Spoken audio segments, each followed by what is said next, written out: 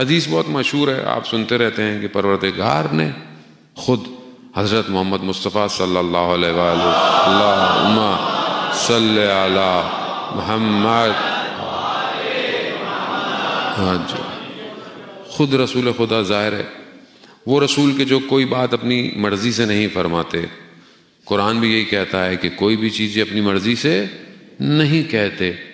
اور جب انہوں نے کہا کہ یہ قرآن ہے تو ہم نے مان لیا کہ یہ جو آپ کہہ رہے ہیں یہ قرآن ہے. جب کہا حدیث ہے تو حدیث ہے، جب کہا حدیث قدسی ہے تو کہا قدسی ہے. کیوں؟ کیونکہ یہاں پر صدیق اور امین ہے، سچا ہے، امانت والا ہے. تو اب جو وہ کہیں گے وہ ظاہر اپنا نہیں ہے، سب پروردگار کی طرف سے ہے.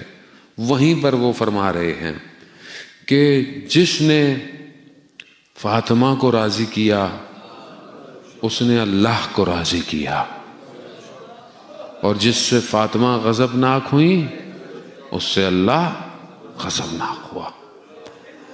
بہرحال میں چند منٹ دقیقے جو بہرحال ہیں آپ کی خدمت میں اسی ایک جملے پہ اختتام کروں گا. ہمیں یہ دیکھنا ہے کہ کیا بی بی ہم سے راضی ہیں یا نہیں ہیں.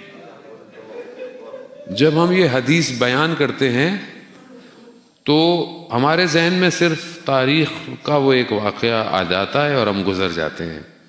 یقیناً حقیقت تو وہیں چھپی ہوئی ہے سب کچھ، لیکن ہمارے لیے بھی تو ہے کہ کیا خاتون کائنات ہم سے راضی ہیں یا نہیں ہیں. یہاں ہمیں اپنی زندگی میں دیکھنا ہے.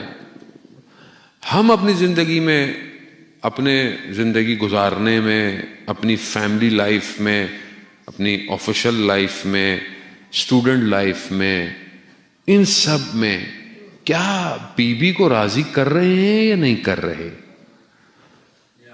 یہی اصل امتحان ہے. اگر راضی کیا تو پھر امام تک پہنچیں گے، کیونکہ جس نے بی بی کو راضی نہیں کیا وہ امام تک نہیں پہنچ سکتا. امام تک جانے کا دروازہ یہی ہے، یہی در ہے. اسی لیے 11ویں امام، امام حسن عسکری علیہ السلام، اللہم صلی علی محمد، امام ارشاد فرماتے ہیں کہ ہم تم پر حجت ہیں، لیکن ہم تمام ائمہ پر، ہماری جد، ہماری والدہ حجت ہیں. وہ یہ آسان نہیں ہے ایک ایسا وجود ہونا کہ جو نبوت اور رسالت کو ملا رہا ہو. یہ آسان نہیں تھا، اسی لیے اتنا امتحان سخت تھا، اور اس امتحان کو اپنے وجود پہ لیا. کیونکہ اگر یہ امتحان نہ دیا جاتا تو پھر وہ تاریکی اور اندھیرا وہ انسانیت پہ چھائے رہتا.